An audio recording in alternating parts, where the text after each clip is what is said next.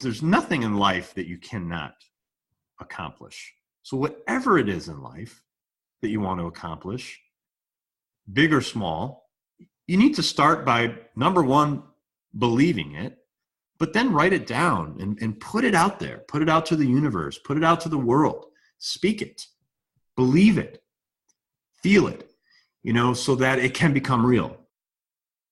Hello and welcome to the Truth, Health, Freedom podcast.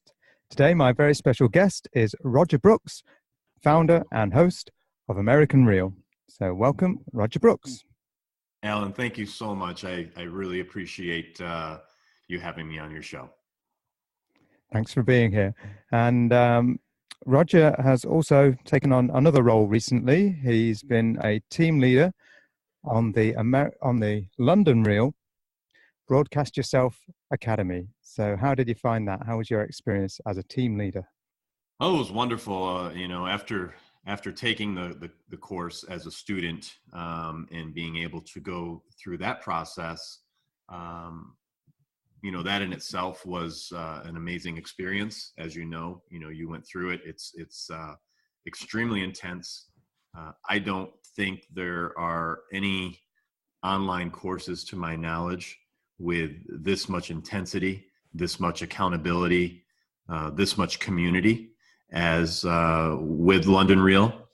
So to have the opportunity to be on the other side and be a team leader for folks like you and others around the world has been a tremendous learning experience for me, and quite gratifying in seeing that more and more people are beginning to get into podcasting, which has a greater cause. Fantastic. And how was it working for Brian Rose? Look, Brian is a tremendous individual. He is an incredible leader. He gives people that work for him, a platform to be able to share their views. So I think, what you see Brian on the big screen, when you see him in his weekly talk show, that is the same Brian that we all see behind the scenes when we have our team meeting calls. He is just, I have not met many people in my life that have the heart and the passion and really the responsibility to take on a challenge as he has with his academy, and really in helping to raise global consciousness. And that's what I have picked up from him the most. And, that is my mission as well. Wonderful. So when he calls his podcast London Real, what you're getting is the real Brian Rose in front of the camera, on screen. It really is.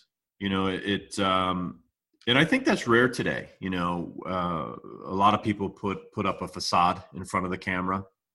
I would say in mainstream media for sure, there's been a ton of fallout over the past few years with, people being exposed for who they really are. So it is quite refreshing to be able to work with and for a man who, is real. He really lives his name and lives the name of London Real, and that's inspiring. That's inspiring for me to be able to partake in such, a tremendous opportunity for, a great cause. Wonderful, wonderful. Now, you mentioned there that Brian's on a mission to raise global consciousness, and that you are on that same mission with American Real. And you want to promote personal growth by delivering the enlightening stories of your guests told in their own words.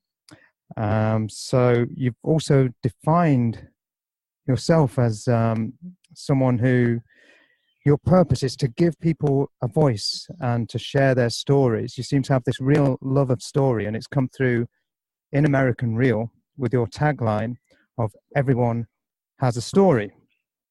So American Real is still young, and you must have done many things before American Real. So what is Roger Brooks' story. Where and when did your fascination with story begin, and how did that manifest in your daily life in all the years before American Real?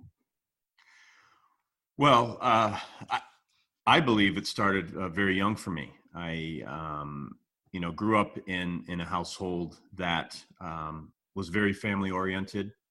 We had a large extended family. We lived in a neighborhood where there was a lot of care and love, from the neighbors. Grew up in a predominantly Slovak neighborhood, and this is where the elders had their gardens, and the kids would help mow the lawns and shovel the sidewalks in the winter, and just very community oriented. And I think that laid a foundation for me to see people at all age levels. And from a young age, I just always had a love and a desire to really understand people's stories, especially the older generation. I wanted to know where they came from. What was their life growing up like, wherever they may have grew up.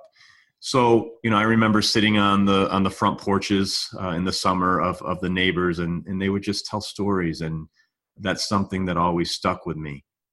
As I grew older, I became very interested in writing and did a lot of poetry, which was kind of a hidden secret. I don't know if I ever let any of my friends know, that I was the baseball player, and I really was not one to talk about my true passion, which was story, and being able to do that in synchrony and harmony through poetry.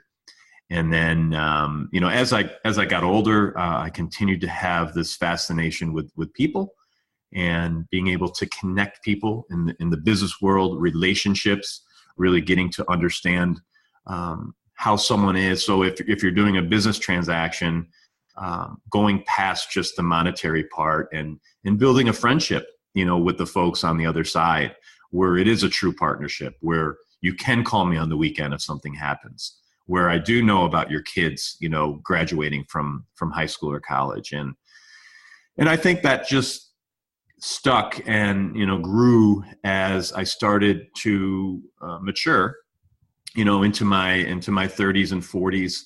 I wrote a book back about 10 years ago called Faces. And the whole idea of Faces, it stemmed from a situation with my daughter who was born with a severe tumor on her eye. And she had 7 surgeries by the time she was 2 years old. And just, going into the waiting room and seeing all these children that had some deformities and birthmarks that were pretty severe, it touched me deeply.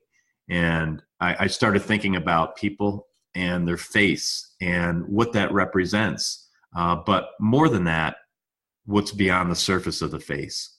And I put a couple of volumes of books together, focused on 100 people, and told their story through a book. Now, this was before social media was big, and this was really the only medium at the time that I was able to do that. But I've since taken that same concept now with American Real to be able to sit across from someone or to be online as we are right now and get to know them for who they are and be able to share their story. And that's what I'm most passionate about in life. Is there's so many wonderful people with wonderful stories that have a lot to offer to the world. So my mission is to tell as many of those as I can.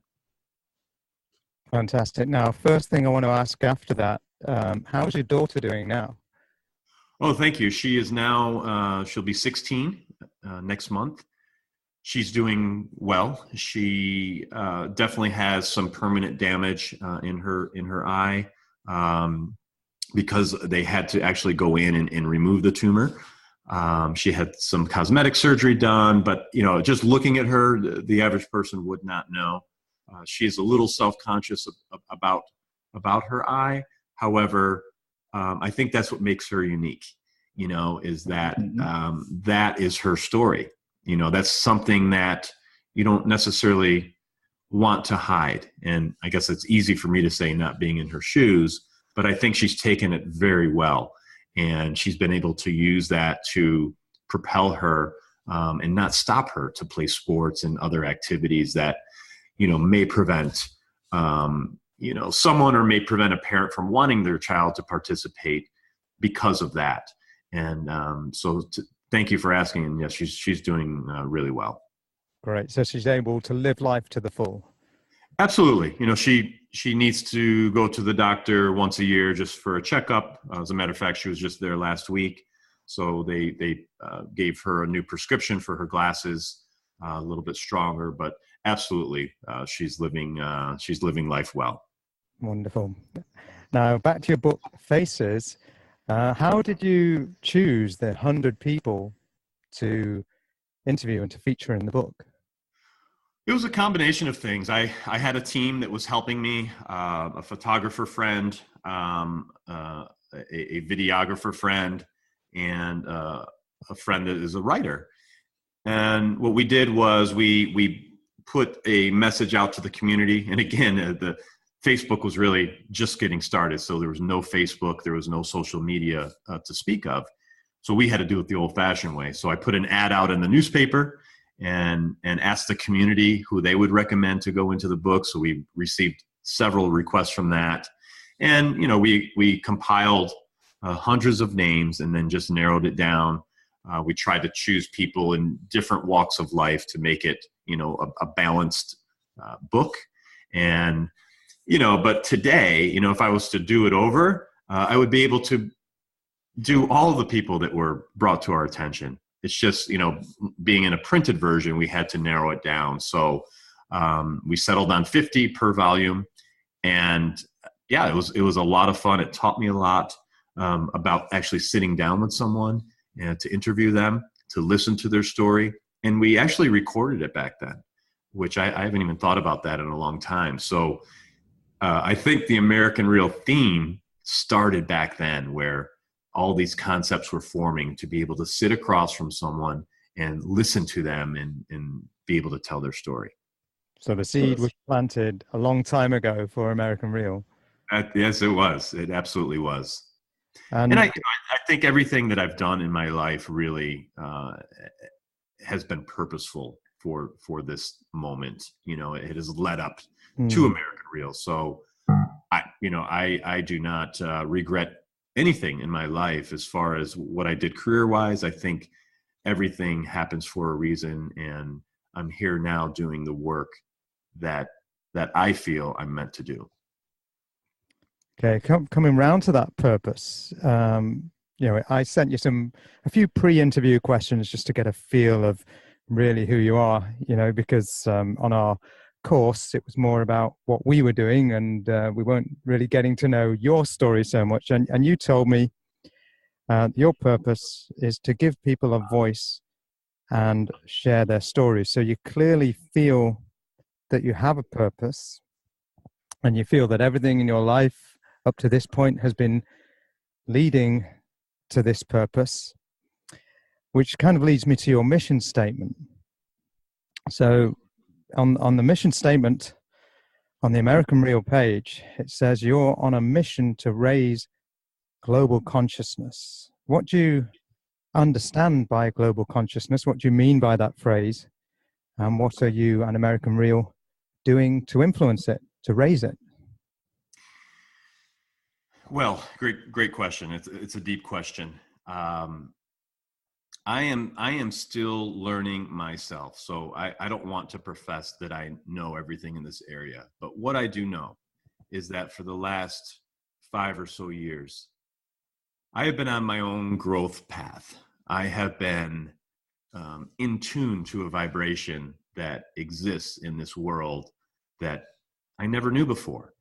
And I feel that a lot of people are on the same path. I'm coming in contact with people all over the world that are connecting in the most mysterious ways, but every connection seems relevant. Every connection seems purposeful, that there's a reason we're connecting. So because there's so much negativity in the world, We're inundated, if we turn on the news, and it's 24/7 now, where, there's just this negative connotation of how bad things are. I've unplugged from all of that. I no longer subscribe to, societal pressure, or at least I'm trying. And so I think this is a long, way about me saying that I feel there's a lot of people in this world that are trying to raise themselves up, to be able to live on a higher plane. And I feel by bringing people on American Real and telling their stories, and if they say one thing in that interview that may touch the listener on the other end, or the viewer who's watching it on YouTube, or through our website, that it may spark something in them, as it sparked something for me, several years ago. So I am on a mission to be able to bring awareness, is what it really is. So people could live in the present moment, so they could live more openly and honestly, and take off that mask that society puts on us from a young age, the pressure of being able to succeed and be able to, have wealth and material things. That's it's a lot of pressure, especially in societies like the UK and in the US. It's just something that I want to try to break down through the gift of story, and that is my mission. Okay, you've come right back to story there. So when people are telling their stories, you clearly need to be a good listener. And I think I either read somewhere in one of your blogs, or I heard you talking once about the power of listening. Could you expand upon that power, and how can we harness that trait and refine the art of listening? How can we become better listeners? Yes, and I have to give full credit to my father, who at a very young age instilled this in me. I remember I played a lot of baseball, and I remember him saying to me how important it is to listen to the coach. He would point out where he would see that some of the other teammates were not really listening. They heard him, but it was going in one ear and out the other. And from that young age, I took that very serious. So I started to listen to, my teachers and just elders, and try to apply that to my life. So listening is very important. And in this role, as a host, I feel it is the most crucial role to be a good listener, to give people a platform where they could voice their opinions, where it's not timed, like a news clip where you're trying to just get a good soundbite. There's a lot of gold that comes out of a conversation that, people may not have prepared for. For example, we're sitting down today. I'm on the other side now, so I didn't have to prepare, which is nice. It's a good feeling just to be able to express yourself.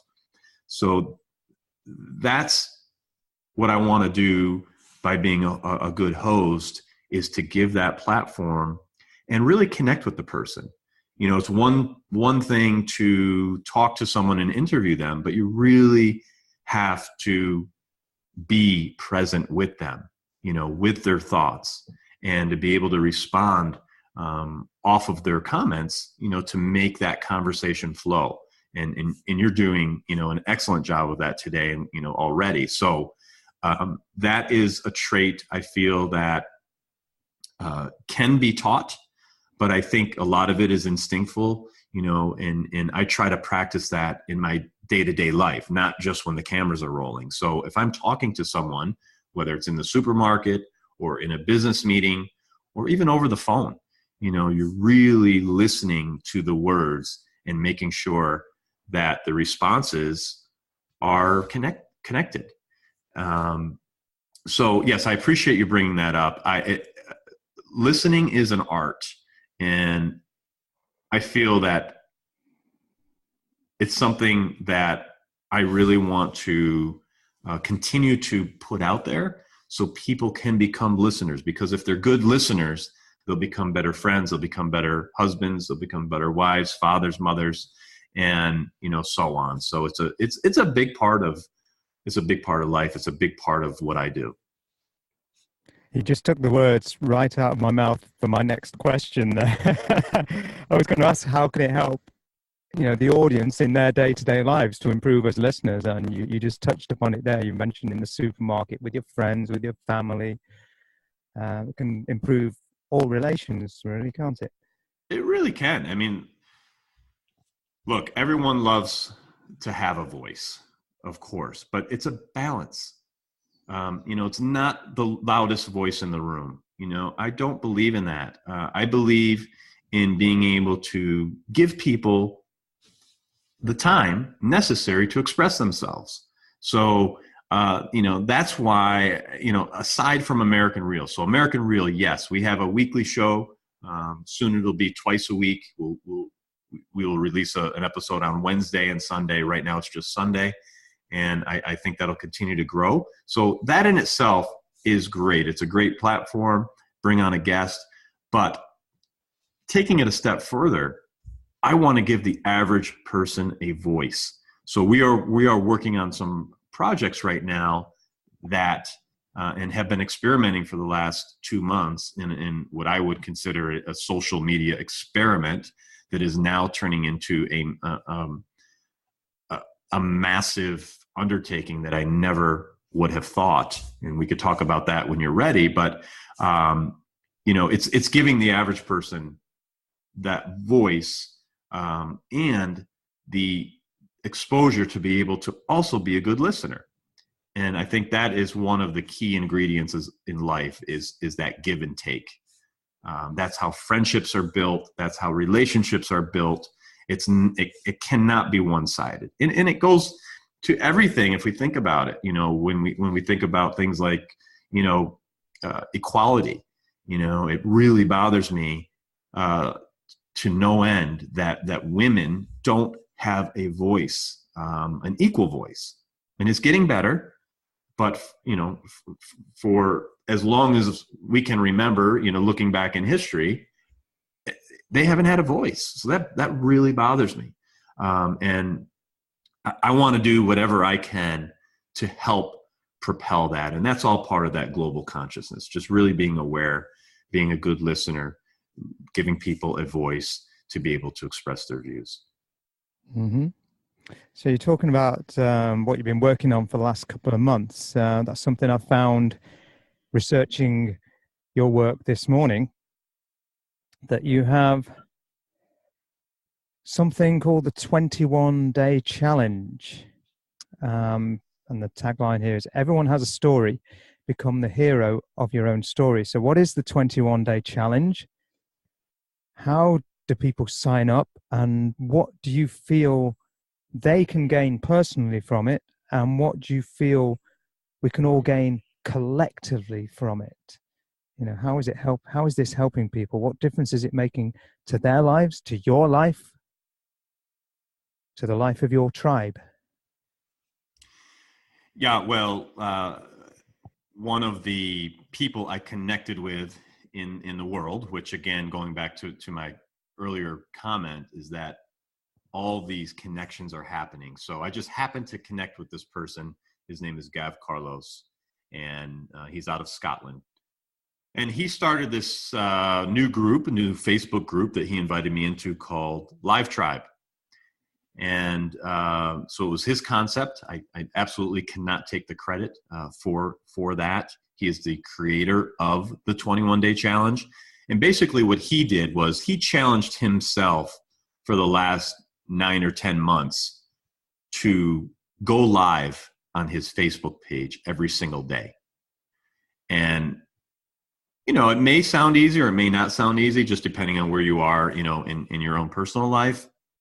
But I thought that was very interesting, that he took on that challenge for himself.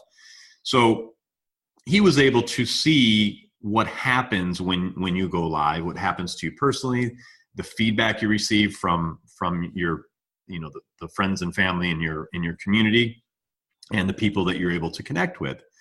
So after about a week of me joining this challenge myself, I sat back, and I was getting so much out of it that I approached him and I said, Gav, I said, would you be willing to do this with me on the American Real platform? I think this is something I need, because I see this as a way for American Real to connect to the average person. I've been thinking about that and racking my brain for months and months, have this great platform to interview people, but how do I connect with the average person to be able to tell their story?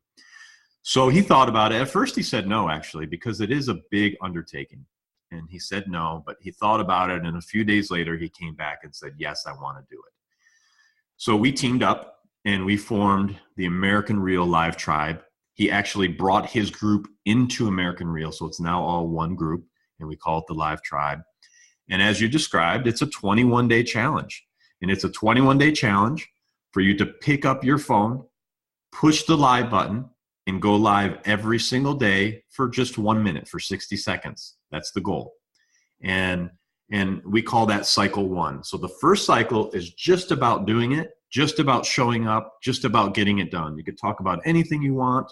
But what happens in this process, which I could have never imagined, is there's a natural phenomenon that occurs.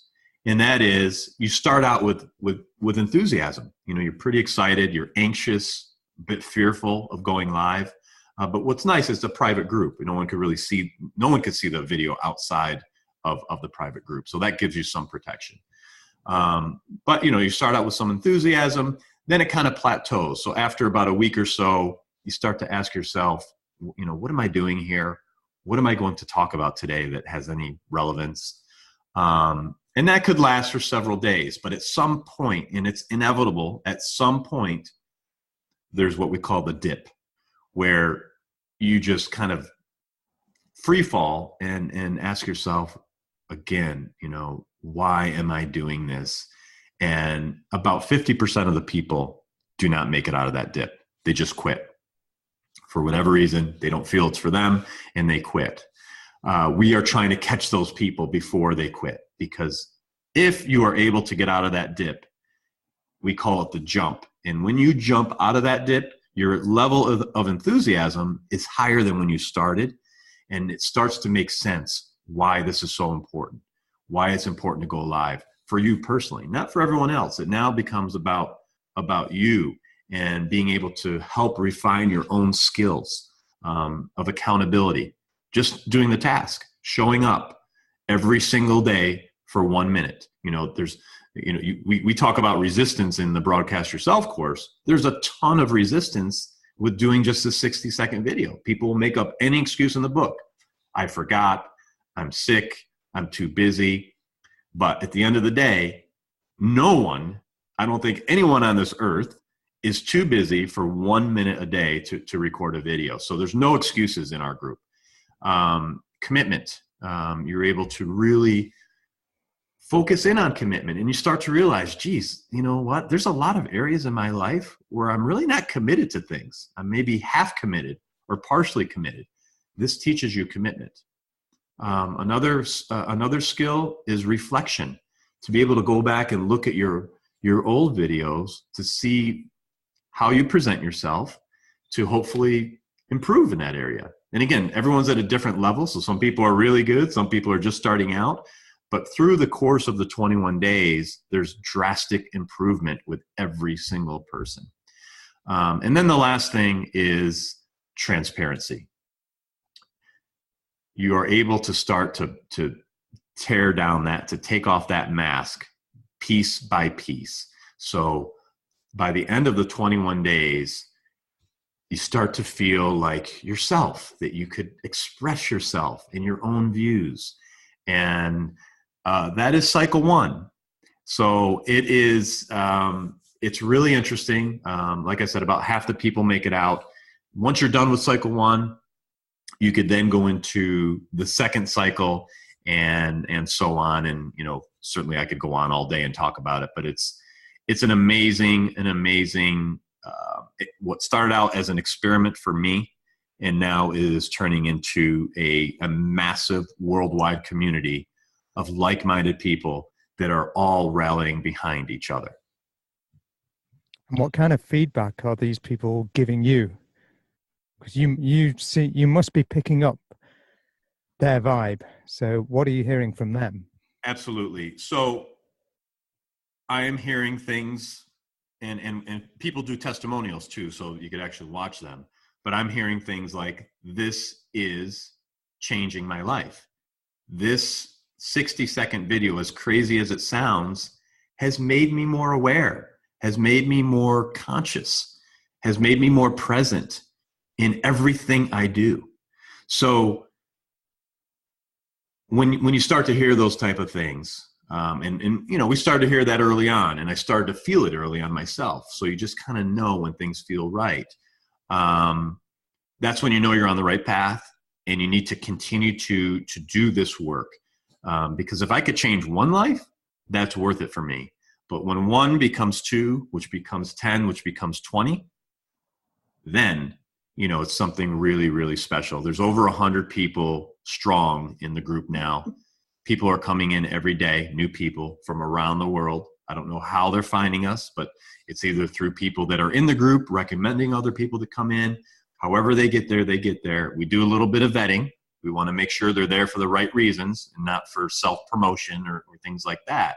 But if someone is looking to improve themselves, to become the better or best version of themselves, then it's a great way for you to get to know yourself, for you to be able to find your voice, and for you to be able to share your story, and to be able to also participate in a community that are all doing the same thing. It's really, really incredible. I never would have imagined in a million years that I would be here with this group today, looking back 6 months. And I can feel your enthusiasm for it. I can feel how much you love doing this and the effect that it's had on you. Now, you've mentioned this mask and how this helps with taking off the mask and finding your voice. And you mentioned earlier when you were young, you were playing baseball. You were passionate about poetry. You're obviously very creative under the surface, but at that age, you must have been wearing a mask to some extent. Was there anything that helped you at that time, before social media, that helped you have the confidence to take off that mask and put your creative writing out there? I think so. I think just maturity. I think surrounding yourself with good people is really, really important to be able to do that. I've taken that pretty serious the last 10 to 15 years of my life, is to make sure that I surround myself with mentors, and friends that are genuine, that can help break those things down, that could help boost confidence, that could help when you're in the lows, So I think life is that balance where we're constantly second guessing ourselves and, are we doing this right? Are we doing that right? How vulnerable do I feel in this, regard? And yeah, so I would, to answer your question, I think just going through life and especially looking at mentors and how they live their life, that has played a massive role with me, to be able to aspire to do something, whether it's someone like a Brian Rose or my writing mentor, James Bonnet, or my parents, or, just good people that I've been in contact with, on a regular basis throughout my life. I think that has certainly helped shape me, but it's a learning process. I think going through life, you want to be able to take that mask off. And I could say right now, for the first time, that I feel it's about, 75% removed, but there's still that small piece, that portion that I'm still trying to work through to be able to fully bring myself, my full self, out to the world.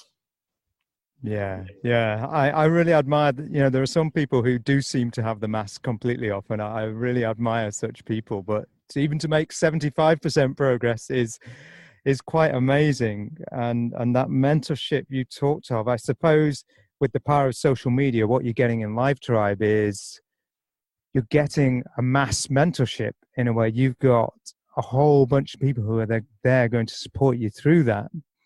And for anyone who might be afraid to put themselves out there, afraid to go live on video, what advice could you give to them?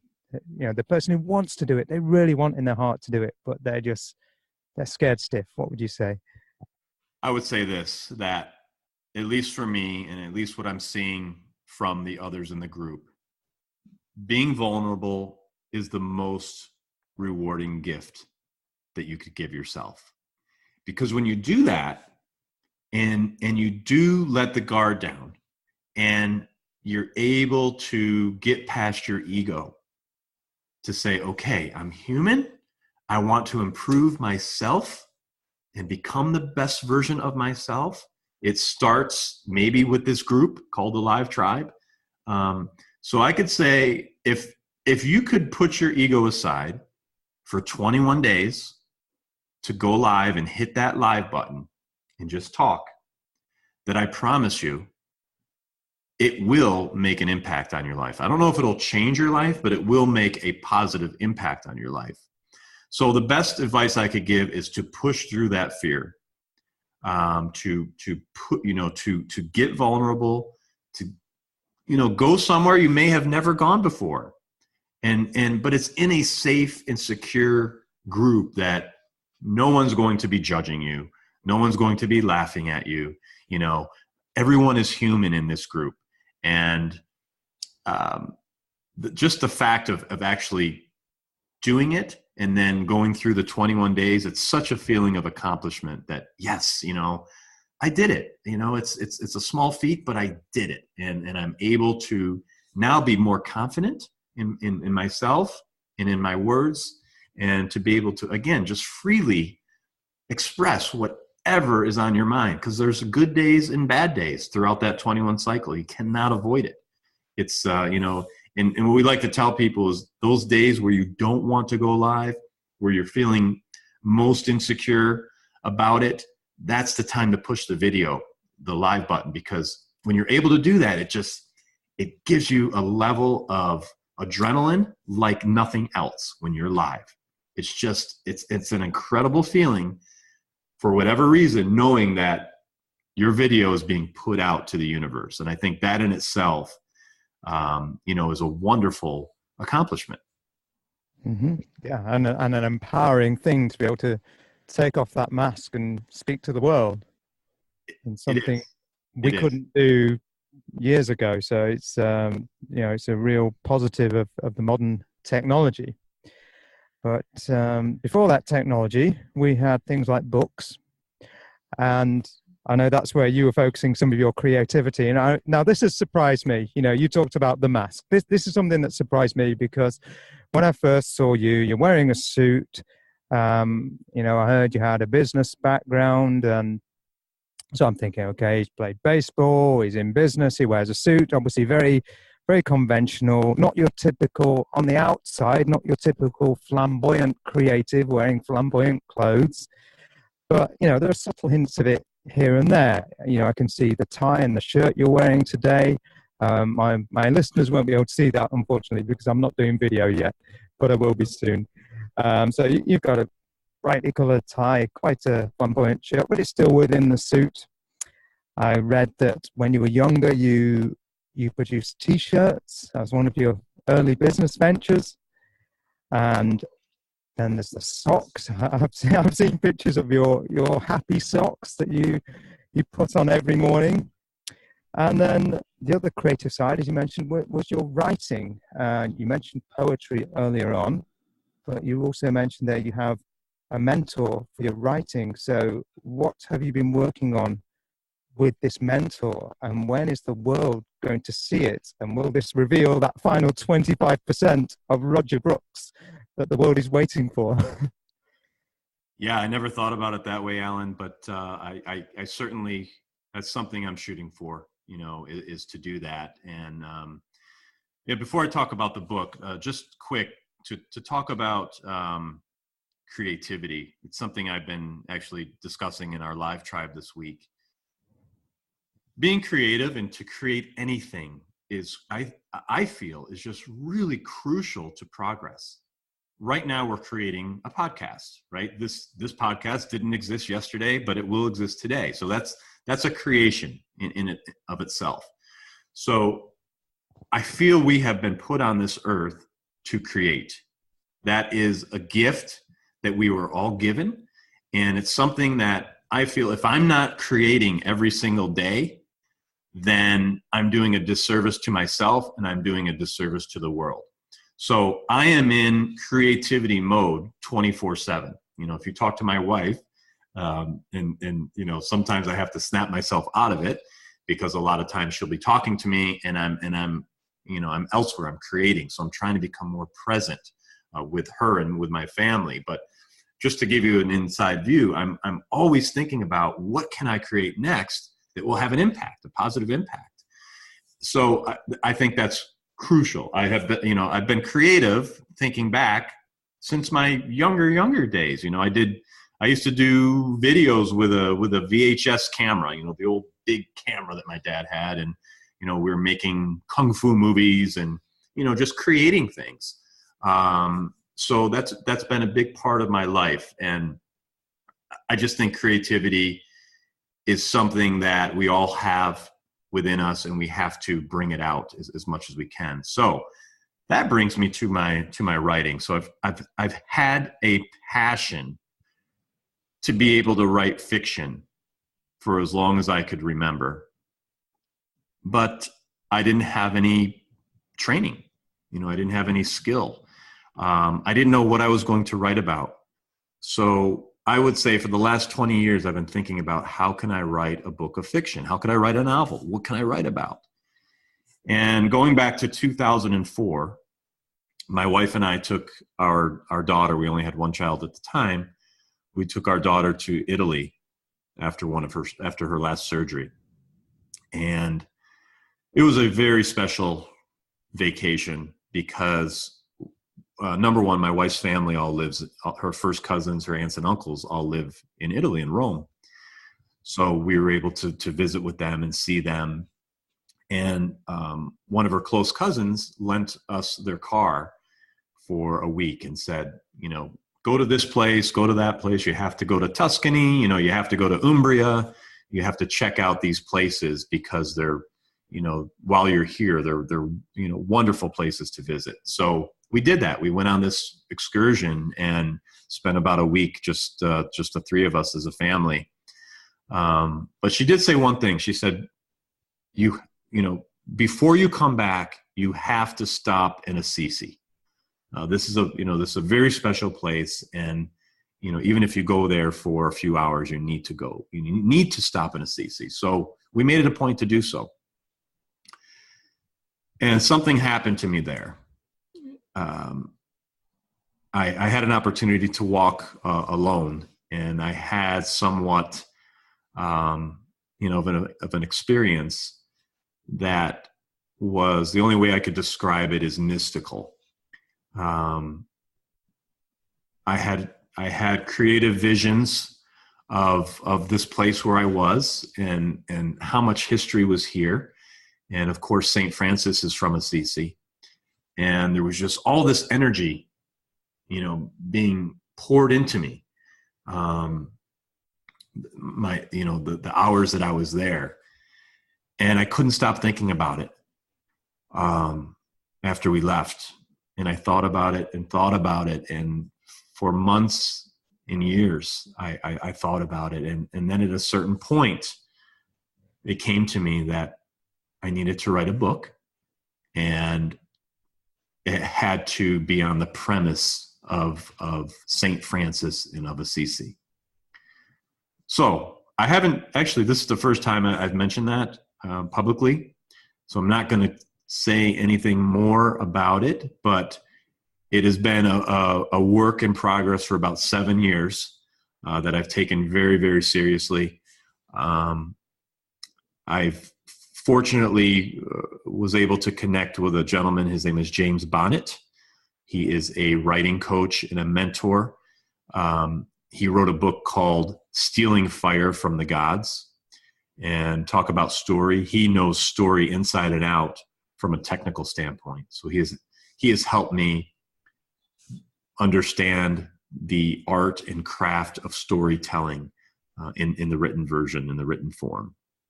So I basically took my outline that I had, and we together have built this incredible, what I feel is incredible work of art that will hopefully be ready to share with the world in the next year and a half, I would say. Great. I really look forward to that. And it's funny that you mentioned that this is the first time you mentioned it in public, because you do know my middle name, don't you? Francis. Correct. Named after St. Francis of Assisi. Wow. Well, it gives me the chills, Alan, but at the same time, I'm not surprised. I did not know about you. Again, I make a lot of these direct connections with people that have a tie to St. Francis, when I'm talking about the book. So again, if I didn't bring it up, we would have never have realized that. But yes, I've done a ton of research on St. Francis. I have, countless books behind me that I've read.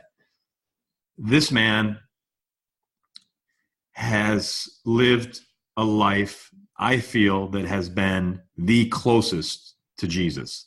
I don't think anyone on this earth has been even close as St. Francis has. So that's what I'm most excited about, is to, again, without giving away too much, sharing a bit of his story, because to me, that's the important piece here. That's what I took from my experience in Assisi back in 2004. That's what I've been working on so hard for the last 7 years, to be able to do it in a way that is creative and that is not, shoving religion down someone's throat, because that's definitely not what I want to do. Mm-hmm. We're going to be able to tell his story in such a way that has never been done before. Great. And when the book is ready, because you've whetted my appetite here, when the book is ready, will you come back on the podcast and you can tell us more then? You can tell us what you can't reveal now. I would be delighted, and yes, honored to do so. Absolutely. Yes. Thank you. Yeah, I'd love to hear that. Thank you.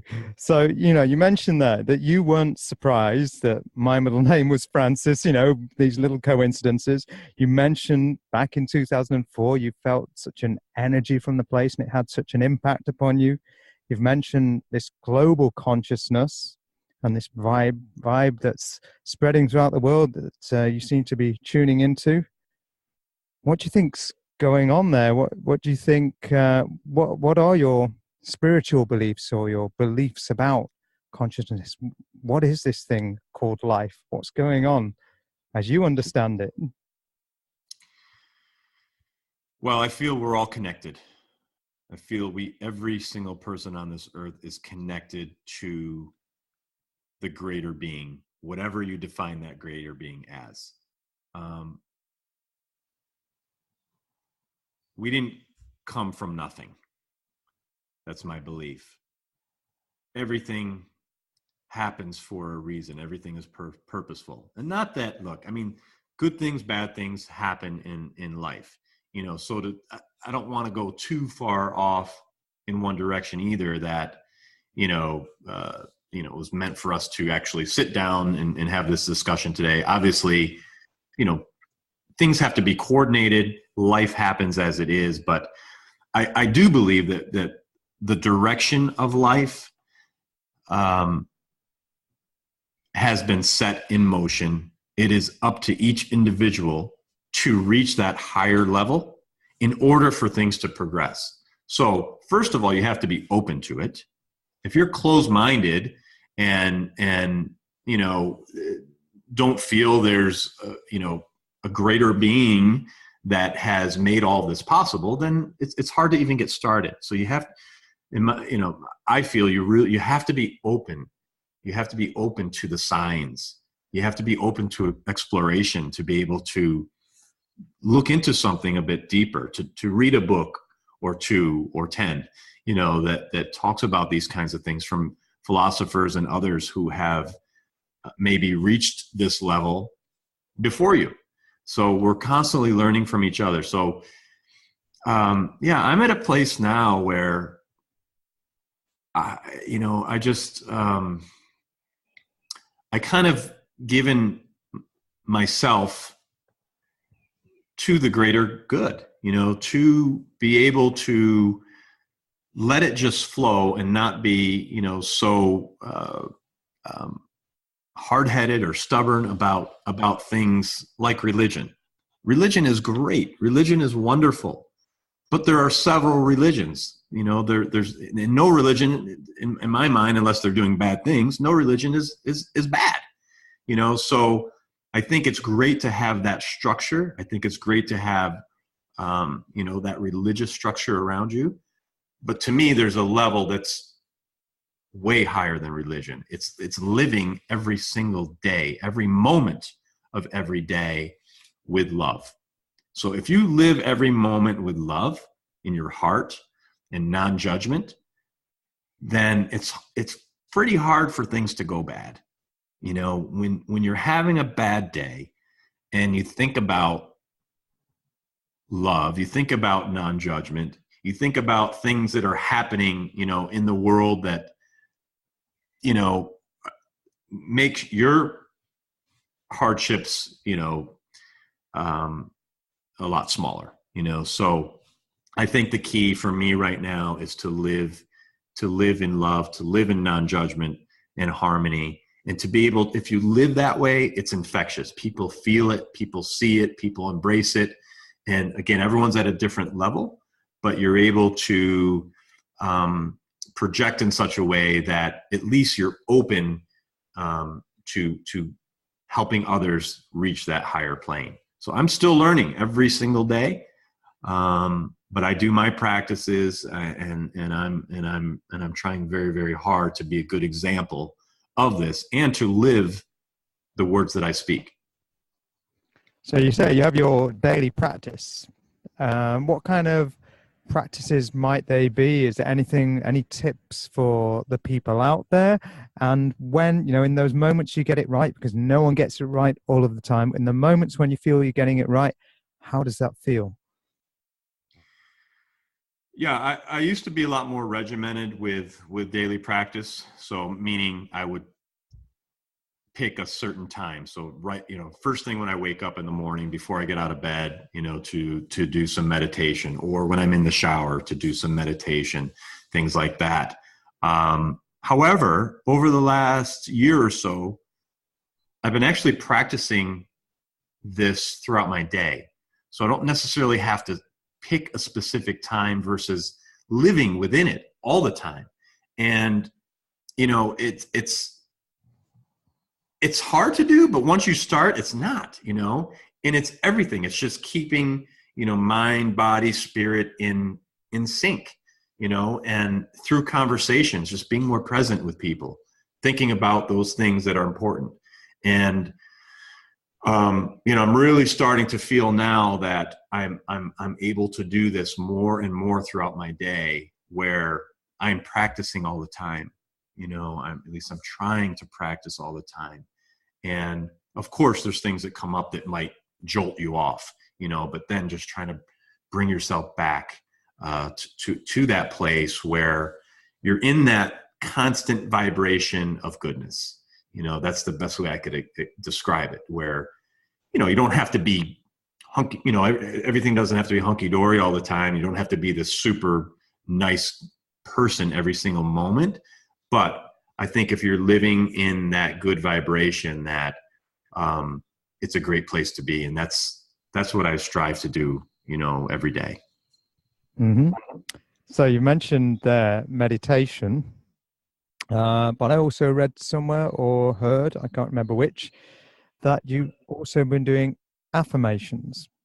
And you mentioned Earl Nightingale. Now, who is Earl Nightingale, and how has he influenced your life and your affirmations, and what are these affirmations, and how have these affirmations then gone on to influence your life? Yeah, I read a book called The Super Beings, and I don't know if you ever heard of that. No, who's that by? Was that Earl Nightingale as well? No, it wasn't Earl Nightingale, actually. I'm sorry, let me find it.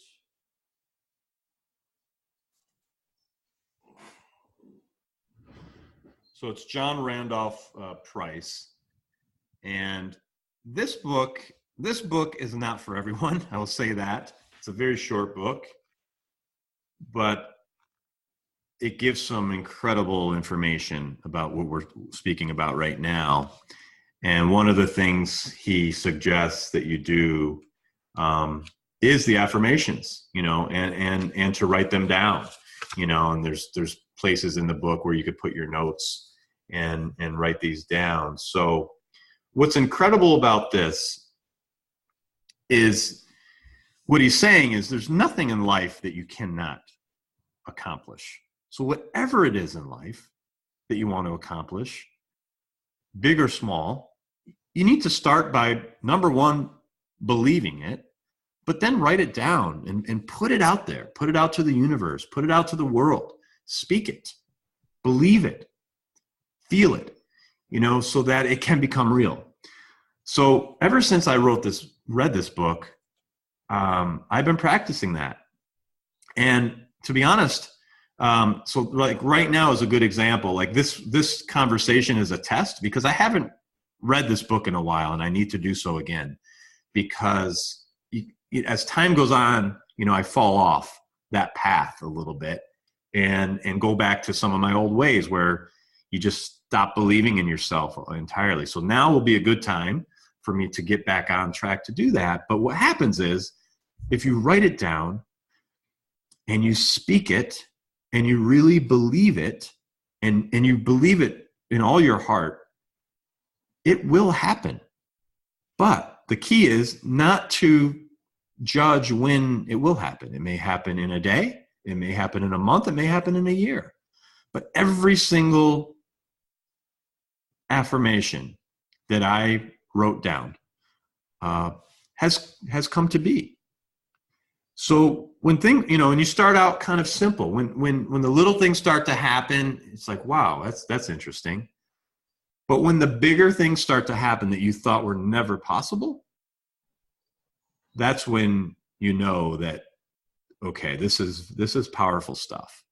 And again, it's all about believing and feeling and truly doing things for the right reasons. Now, of course, if you say, I want to win the lottery, and I really believe that I should win the lottery, that's kind of a stretch. However, if it's something like I want to sell my house, I need to be able to sell my house to be able to take that next step in our life. Maybe we're downsizing, or maybe someone has to go to whatever it may be. But if you really believe it in your heart and you put that energy out there, I believe all things are possible. So now that said, on the affirmations, I continue to do that, but I need to get better. This was a good reminder, because there are some things that I really need to focus on today. But going back to Earl Nightingale, I was turned on to Earl Nightingale by a gentleman named Jeffrey Gitomer. And Jeffrey Gitomer is an author, and he's a sales guru. So he's known in the U.S. as one of the top motivators of of people that could help improve your business sales. So I actually wrote a book after studying under Jeffrey Gitomer, and Jeffrey turned me on to Earl Nightingale. And Earl Nightingale, back in the 50s and 60s, came out with a record at the time called The Strangest Secret. And the strangest secret is basically what we just talked about here with an affirmation. So the strangest secret is about writing things down and truly believing them, but looking at them for, I think he says 30 days in a row. You need to write it down. You need to look at it. You need to really believe it. And then it will happen. Good things will start to happen. Your energy changes, and this good vibration is able to go out to the world and come to you where all things are possible. So I encourage everyone to listen to The Strangest Secret by Earl Nightingale. It's a little dated, but a lot of the premises that he talks about remain true today. And I continue to listen to that. That I think is about a 30-minute recording. It's on YouTube. I continue to listen to that several times throughout the year, just as a good reminder of the strangest secret, which is really within ourselves. Yeah, I'm going to have a listen now. After this, as soon as we're done, that's what I'm going to listen to. But before I do, I've got some more questions for you. So you mentioned there some of the things that maybe you didn't even think were possible through the affirmations that's going to help you achieve those. Are there any things you've achieved in your own life that once upon a time you didn't think were possible, but then you learned to harness that power of self-belief and make it happen? Yeah, really, if I look at the past 5 to 10 years of my life, everything happened because of something, what I'll call as affirmation, something that I wrote down, something that I believed, and something that I knew I could eventually achieve. So my novel is an affirmation. I wrote that down. I continue to look at that and continue to work hard at it. But you can't just write it down and then walk away. The novel will not get written. A lot of hard work, a lot of sleepless nights, a lot of sacrifice has to go into anything. So if you have that combination of putting in the work that needs to be done, there's no easy road, I believe. But good things will happen to you if you work hard, whatever it is. So, my novel is an affirmation in progress. It's still not completed, but it's close. The podcast, that's something I wanted to do, but I had to figure out how to do it. And so to me, a good example is Brian Rose came into my life at the precise time. I was getting ready to launch a podcast. And within a week of me doing the first episode, I received an email from Brian Rose, and it said, how would you like to, train under me to become a podcaster? And again, so there's no coincidence there. I was watching Brian Rose for years. How could I not take his course to learn how to become a good podcaster? I had to do it. It was meant to be. So that affirmation led to that email, which led to me opening it, which led to me taking action on being a student in his course. And that led to so many great things, including being able to interview him. He picks one person a year to do that. I was honored. I was privileged to be able to do that. But at the same time, I also believe that a lot of the hard work that I put in for that course and everything beforehand made that possible. If I didn't put in that hard work, there was no way he was going to ask me to interview him. So do you see what I mean? How this kind of the cycle is just very intuitive to what you give and get in daily life. But without that belief, which is harnessed to the affirmations, you wouldn't have put in that hard work, would you? If you didn't believe it was going to come to something, you know, what would the motivation be?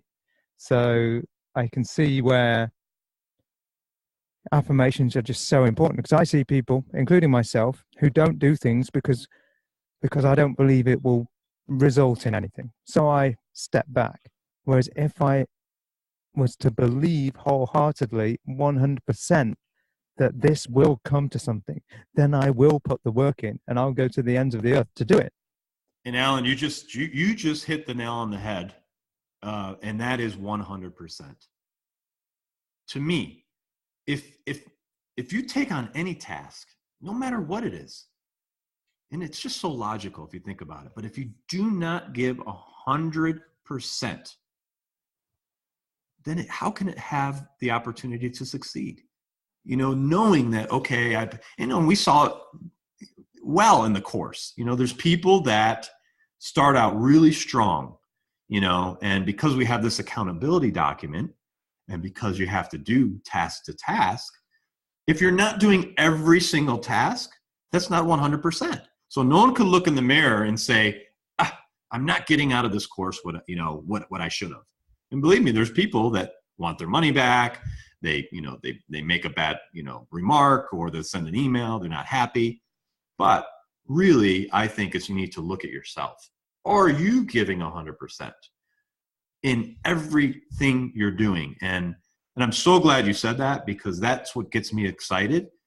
Is I want to give 100% to everything I do, because I know without it, something's going to suffer. It just won't come out. And not that everything has to be perfection, but it won't come out to the highest, capacity that it could be if you did give 100%. Okay, that's I totally get that, because I see it in myself, where I ebb and flow. Occasionally I'm able to harness that belief, harness that 100% input, and then something will knock me off, as we've talked about. Things knock you off, but you're getting better at getting right back on it throughout the day. And in terms of this 100%, something I really wanted to ask you, is one of the first things I wrote down, is because I've, in researching you, realized how hard you work. When you took on the Broadcast Yourself course and you wanted to create American Real, you were doing a full-time job, and you decided that the American Real project, the Broadcast Yourself course, should also be a full-time job. So you're doing 2 full-time jobs there. You've got a wife, you've got kids, you've got responsibilities. How do you manage that work-life balance when you're putting so much into it? Do you have any tips for us? What have you learned through the course of trying to find this balance? Well, look, I think that in itself is trial and error, and it is something that you can learn. But for me, so number one, I work out of my home. Okay, so that's a plus for me. So when you commit to something, so I'm committed to my full-time job. Okay, so that's a commitment that I have. That comes first. That's my livelihood. That's what puts food on our table. That's what gives me the opportunity to exceed in my business career, and to earn income, and to be able to provide for my family. So that's first. Okay. So that's really important. I have to travel a lot for my work. And finding the time is not the challenge. I believe it's how you spend your time. And again, taking myself as an example, I've gotten better at this over time, but I'm at a point now in my life where not one moment of a day is wasted. So from the moment I open my eyes to the moment I close my eyes, I am in motion. I am working. I am progressing. So I do not watch TV. I just that, once I stopped that saved me probably, several hours a day of not only the task of watching it, but the distraction in our mind of all this chaos that's happening. So that would be my first tip to anyone, is to stop watching TV. If I ever have the privilege of being retired someday, if I'm in my 70s or 80s, that's when I'll watch TV. Right now, life is short. So I literally look at every single day as a gift. I do, because it is, so again, you have to fully believe it. You can't just say life is a gift. Every day, every moment of every day is a gift. So I want to make sure that I'm using that time to the fullest extent and the fullest ability to maximize my time. So yes, I have a family. I have a full-time job. I have American Real. I have the Live Tribe. I am writing a book. But we all have the same amount of time in a day. So if you're spending half your day wasting time, then you're not going to get anything done. But if you organize your mind and then organize your time to prioritize your day, where, I typically wake up between 5 and 6 a.m. And as soon as I wake up, I come into my office and I start, I'm on to what's important for that day. And that happens all day long, until 10, 11 o'clock, sometimes 12 o'clock at night. So it's really just being smart with your time.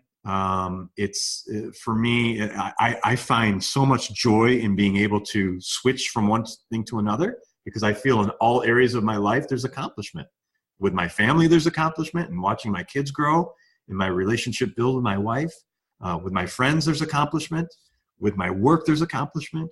With American Real, there's accomplishment, and with my book. So those are the main important things in my life. I had some friends in town last week because my friend's mom passed away, and a lot of people came in from out of town. Most of my friends moved away and are doing things. And we were out for breakfast a week ago today, and one of my friends is a doctor. Another works for Major League Baseball. Another is a teacher.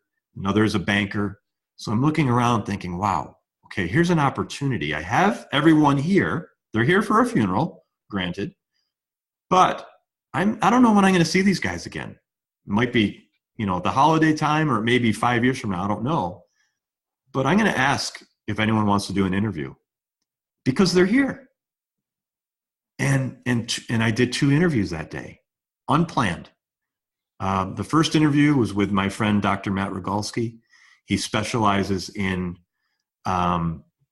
he does amputations and corrective surgery from the knee down for diabetic patients. And we spent a good hour or a little bit more talking about the effects of diabetes and the effects that that's having on society worldwide. It's a massive issue. It causes more deaths than cancer. I mean, just staggering statistics. But if I wasn't in creative mode all the time, that would have never happened. We wouldn't have sat down. We wouldn't. And then I had to ask him. I didn't know if he would say yes. His mom passed. I didn't want to put pressure on him, but he wanted to do it. And we had a great conversation. So I think it's looking at the moments, being balanced, surrounding yourself with good people, making sure if you need help, you ask for it. If not taking on too much, because it can get overwhelming, but also pushing yourself to do more. I mean, it's a tough balance. But if we're not trying, how can we get there? You look at someone like Brian Rose. I mean, look at all he's doing. It's incredible. That gives me drive to do even more. So for me to say, oh, I can't do that, or geez, I have a full-time job, I can't make that happen. No, I can, and there's still time. I know I could still improve. So that's what gives me drive every single day to get up and accomplish as much as I can every single moment of every day. I'll tell you what I got from that. You know, I got a sense that everything you're doing, you are getting a sense of accomplishment from. So you're approaching nothing with resentment. You know, even if it's hard, nothing is approached with resentment because you know that this has a purpose. What you are doing will get a result that is something that you believe in, that you want to create in the world. That's right. Yeah. And I think as soon as there's something in your life, so for example, say the Live Tribe wasn't going as great as it was. Okay. If that became a burden and it wasn't something I was passionate about and I wasn't helping others, that would be an example of something that I would need to give up. You know, I tried it, but it's not bringing back the energy that I need. And therefore, you know, I need to let that go. So I think it's also having the courage and really the responsibility to yourself and others, where if things aren't going so great with something in your life, to be able to pull back. You know, if there's people in your life that just aren't giving you the necessary nourishment to grow, you need to pull back. You know, it's okay. And even if it's family, it's okay. You know, sometimes we have a hard time with pulling back. We have a whole hard time with saying no. So, but I think being able to do that is when you truly show the signs of a true leader, of being able to say no, to be able to make those tough decisions that, yes, I know my path and I know I get this feeling inside that this is not the best thing for me right now. Therefore, I'm pulling back and I'm going to focus my energy and attention on something that's more purposeful. Okay.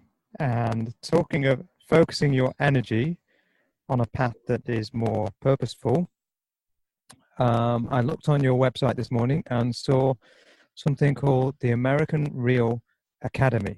So what is the American Real Academy and what are its goals and how are you aiming to empower people through that academy?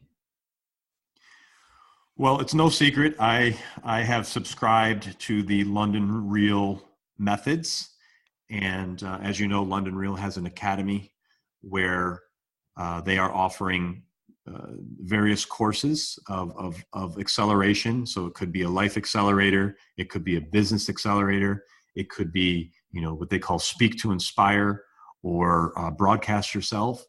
So I'm taking that same concept and adopting it in American Real, where we will begin to offer these types of courses, you know, to the general public, and taking the same concept, you know, the accountability document to be able to help people progress through the actual course. So by the time they're done, they have something of value that they've learned and something of value that they can now offer themselves to the world. So that is one thing I'm doing, where I will actually be the leader of these courses. But then I'm doing something a little different in that I'm combining something called Masterclass, if you're familiar with Masterclass. So Masterclass has all these top talent in various fields. So it could be, say, a Ron Howard teaching directing, you know, or it could be a Steve Martin teaching comedy. So they have, you know, top-notch folks delivering content through video. So I'm going to take that same concept and work with people. They will not be, you know, say a Ron Howard, which is okay. I'm bringing people within the American Real family that have a lot to offer the world in their particular field. And we will do a combined course where we're offering some type of value to the person on the other side. So it could be, you know, to learn how to become a podcaster, okay? Or it could be to learn how to become a speaker in something that we're calling Real Talks, which is a competitive product to TED Talks. We want to be able to give people a platform to be able to do a 15 to 20 minute talk that inspires and empowers. So you'll start to see on the American Reel website within the coming weeks and months more content being offered in this vein of really passing on the intellectual knowledge of myself and others, so we could start to offer more in the form of a formal coursework. Brilliant. And is that up and running already, or is that something to come? That is something to come. We the first course that I will offer will be a course on how to podcast, which will be called Podcast Yourself. Not too far off from Brian's Podcast Yourself. But again, it's taking that same concept and not reinventing the wheel. It's a blueprint that Brian has built. He is not one to hold people back. He basically says, here it is. And you can see it in the American Reel name. Use that brand. Learn from what I've learned. This is Brian talking. Learn from what I've learned over the last 7 years and apply it to your life and help others. The world is big. We're not worried about stealing clients from each other. It's now about taking a platform and being able to offer that to a different network of folks. So, and then I hope to do the same. I hope I could teach people to podcast, to broadcast, so they could in turn do the same. So this continues on for years and years to come. And again, the other thing that's really important with this is that American Reel is much bigger than me. American Reel is something I want to live on for decades. Something that I could pass on when I'm long gone, that people could continue to benefit from. Through story, through empowerment, through coursework, to be able to pass on these gifts to others that are coming, behind us. So it's like leaving a legacy. So even when you're old and retired and you're sat with your feet up watching TV, because you'll have a TV then, and there'll be people still teaching these courses, still putting out the interviews, still hearing from the guests, and still inspiring and connecting people. That's right. Your legacy. Fantastic. But it's early days so far. It's still a young venture and a young company. But I wanted to ask you, what have been the most valuable insights that you've learned from your guests so far? What has it given you to hear their stories? I could say that I've learned something from every guest, if not multiple things. I interviewed a gentleman, his name is Alan Thong, this week. He's out of Malaysia. He's known as the Asian Iceman.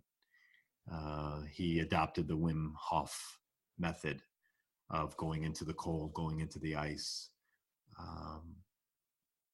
And that was an amazing conversation, because what's interesting is when I'm in these conversations, I try to step back, and this goes back to, the power of listening, but I try to step back, and as I'm listening to the guest, I put myself in the position of the viewer.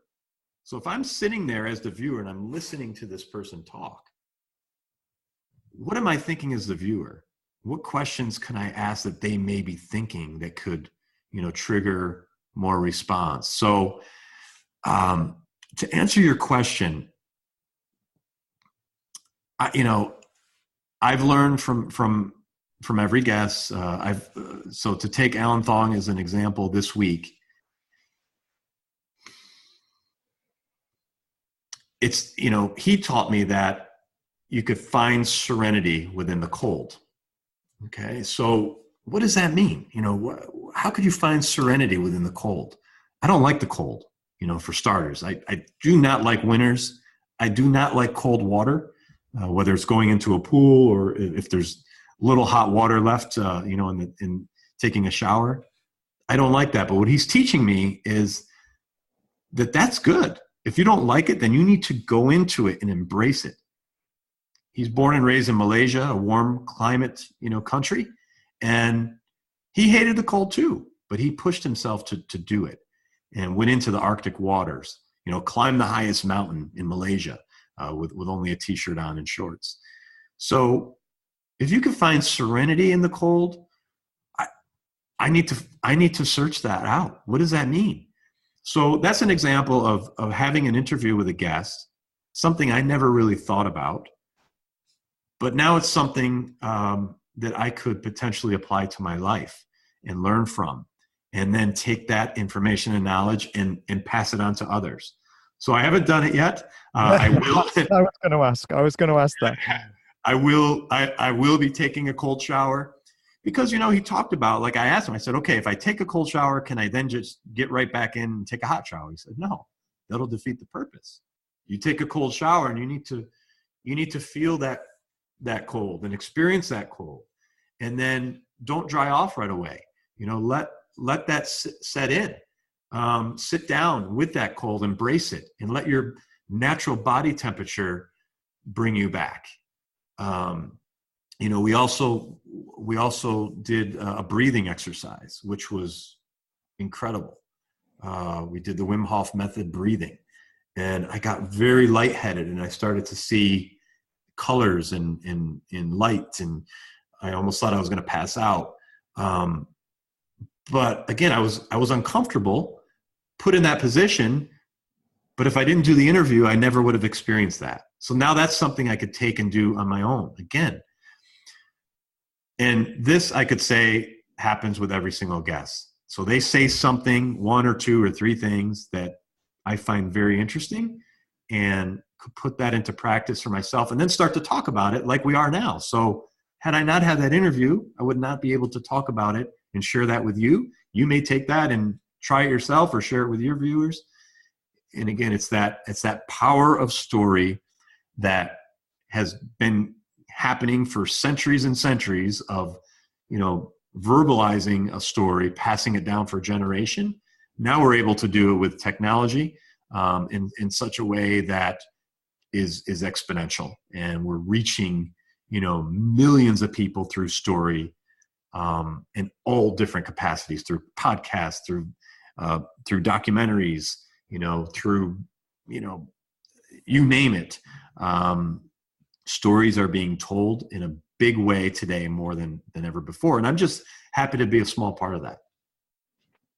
I'm going to send that latest episode to tomorrow's guest. He actually has written down, in the pre-interview questions, one of the things he wants to talk about is cold showers and that kind of thing. So I think he's been following the Wim Hof method himself, and he's going to come to my house tomorrow, and I'm going to do my first face-to-face interview. So excellent. That should be really interesting, and I will pass on your latest episode to him. Thank you. Now, you have this thing where everybody has a story. There's something you can learn from everybody, from all of your guests, and you have done. But who would be your dream guest? If you could have anyone in the world, you're allowed two. You're allowed one alive and one historical. Now, I might be able to guess your historical, but let's go for alive first. Well, it would have to be Pope Francis. Mm-hmm.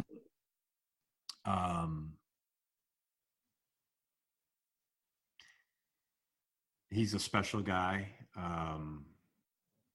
I think his approach is quite contradictory to traditional popes and their beliefs, but he's his own person, and he's a modern day pope, and he's making massive change now. I would love to interview him, because I have some tough questions for him, and I hope to be able to interview him one day.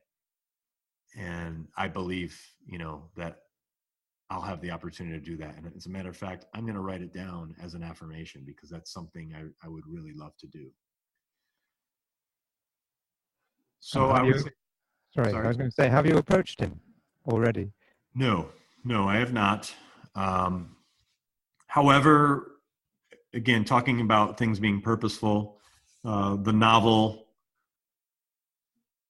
may give a platform for that. Mm-hmm. And I do have, in my research, I do have contacts at the Vatican, which can be helpful, and that I will certainly tap into when the time is right. But I think that's the other thing is timing is everything, and not to force things. So I'm also getting better at that, where, yes, I would love to interview Pope Francis, but there's no way that I'm ready for that right now. And I don't think it would be the right time to do that. So patience is something I've learned, and patience is a gift. And I believe that you have to really be smart about when and when not to do things like an interview at that capacity.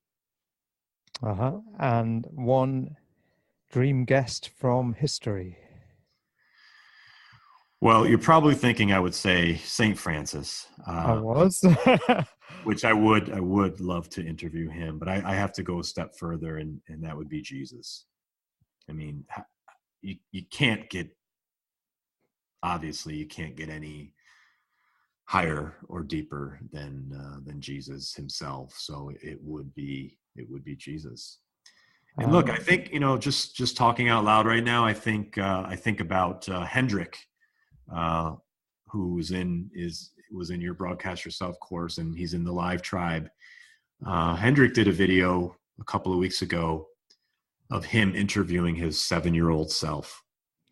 Oh, I saw that. Yeah, Hendrik, the inventor. Yes, and it was very powerful. He had in the backdrop a projected image of his 7-year-old self, and he talked to his 7-year-old self, and basically told him that he loved him, and that he would go on to do great things, but there would also be some things in his life, like addictions of alcohol and overeating, that he would eventually overcome, and that everything would be okay. And it was a really powerful, minute or so, whatever it was that he did. But thinking about that, wouldn't it be interesting to interview Jesus, to interview Saint Francis, to ask them some of these tough questions? And yes, that could be done in your own private space. But, to me, that's almost an affirmation, to be able to take an idea like that, and to be able to put that out there. Because I think once you put something out into the universe, good things could come of it. There's some questions I'd like to ask Jesus. There's some questions I'd like to ask St. Francis. And now that we're talking about it, I think it's something I'm going to do. Yeah, I can well believe it. If you'd asked me 10 years ago, I wouldn't have believed it. But now, this shift in consciousness that we've talked about, that's happened to so many people, I can absolutely fully believe it. So what would you ask Jesus? Off the top of your head, there's no time to prep for this big interview. He's standing right in front of you now. You've just seen him across the bar. I would say, what can I do in my life different, to be more like you? That would be my first question. I would love for him to point that out. And if you think about it, whatever he would say, we probably would know anyway. So again, I think that goes back to we have everything within us. We just have to ask ourselves those tough questions, those deep questions, to be able to really, really look in the mirror. And that's why I like the Live Tribe so much, because it's like every day you're looking in the mirror. You can't avoid it. You can't avoid yourself. You can't escape yourself. That's the hardest thing in life, is to face ourself and our fears and our desires. People are afraid of success just as much as they're afraid of failure. So to be able to look at yourself and express it. And I think that's the same thing as talking to Jesus, really, because we all are one. We all are part of the same larger being, and we're all connected. So we have it within us. We just have to dig deep. We have to really go in and face it every single day as hard as we can. I think that was a great question for Jesus and a great insight there. It's something I mentioned to Robert Bruce. We were talking about the microbiome inside of us. So Robert Bruce, I said, you're not Robert Bruce the individual, you're Robert Bruce the ecosystem. But then Robert Bruce himself is part of a larger ecosystem that is, as you say, it's one greater being in itself. And I agree, we are absolutely part of something. What you mentioned about Hendrik just now, talking to his younger self, that leads me to a couple of questions I've got. We're getting close to the end. You'll probably be relieved here. But I do have a couple of questions here. One was, if you could go back and talk to the young Roger, what advice would you have for him? And then my question to follow up about that is, what would you want your kids to know about you and about life? If I was to go back and talk to my younger self,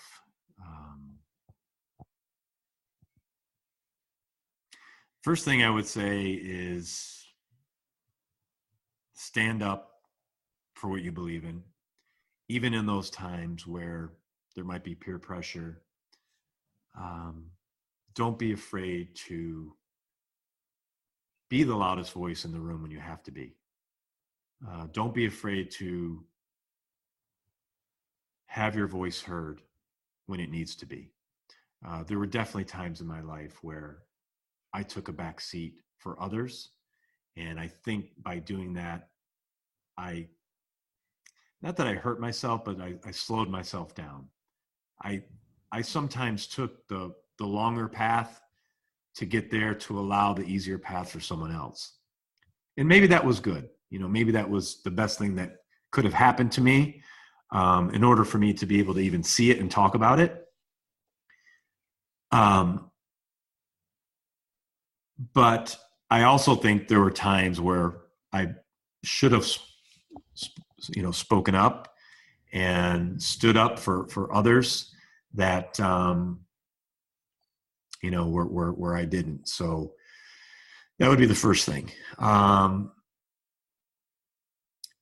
would tell, very similar to Hendrik, I would tell myself that you're loved, because I think there's a lot of times we go through life and we feel alone. We feel isolated. We feel that maybe we're not loved. And I think it's important that everyone feels at every age of their life, young and old, that they're loved. Because if you think about it, young people need to know that. When you're going, teenagers need to know that. When you're going through your 20s and 30s and 40s and 50s, you need to know that you're loved. And then toward the end of your life, you need to know that you're loved. So that's something I would instill. And my parents did a wonderful job of that. We were well loved. We were well cared for. And I think that's how myself and my wife are able to pass on those same things to our children. But it is important, I think, to tell yourself that you're loved. You have to have that self-love in order to give love to others. It's something that I've learned more recently to do. It sounds somewhat arrogant sometimes to talk about self-love, but it becomes more apparent in your everyday practice that if you don't have that self-love, that something is stopping you from helping others. So it's that open heart syndrome that I feel starts from a young age, to be able to first love yourself and then be able to have gratitude and be able to love others. Wonderful. And again, I'm assuming that's pretty much what you would like to instill in your own children. Yeah, my children, they're at interesting ages. So my daughter, as I mentioned, she'll be 16. It's not easy today to be a teenager. There's a lot of pressure. I think with technology and social media, it has a lot of benefits, but also has a lot of downside. My son is 12, and he's in an age now where he's just will, start to go through, his maturation process. And I think what what I would like to tell my children is really what I try to do every day, and that's to live by example. I was talking with Melissa Killeley, who's in our Live Tribe group, and she was saying too that the greatest thing to do is to lead by example, and I fully believe that by me putting in my hard work, by my children witnessing me every day.